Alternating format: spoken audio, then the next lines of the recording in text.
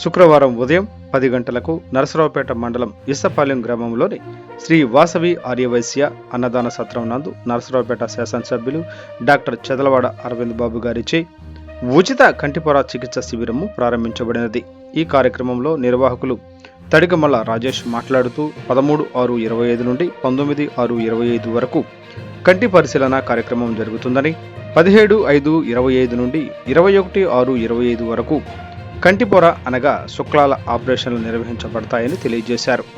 ఈ కార్యక్రమంలో కుటుంబ సభ్యులు తడికమల్ల చిన హనుమంతరావు, హరీష్తో పాటు పల్నాడు జిల్లా కలెక్టర్ పి అరుణ్ బాబు, జనసేన నాయకులు సయ్యద్ జిలానీ, కపలవాయి విజయ్ కుమార్, జబర్దస్త్ టీం వెంకీ మంకీ, కిరణ్ బత్తుల మురళి, చేగు వెంకటేశ్వరరావు, ప్రవళిక సత్యం, కేపి రంగారావు, వనమ సాంబశివరావు, డోగిబర్తి విజయ్ కుమార్, ఉమా సత్యం, బొగ్గారపు బ్రహ్మానందం, బత్తుల వెంకటేష్, చిలకల రామకృష్ణ, సత్యసాయి సేవకులు, అన్నదాన సత్రం కమిటీ సభ్యులు పాల్గొన్నారు. వందలాది మంది నేత్ర సమస్య ఉన్నవారు పరీక్ష చేయించుకున్నారు.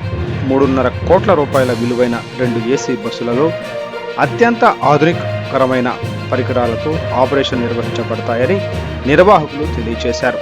కావున పట్టణ నియోజకవర్గ గ్రామ ప్రజలందరూ వినియోగించుకోవాల్సిందిగా కోరడమైనది.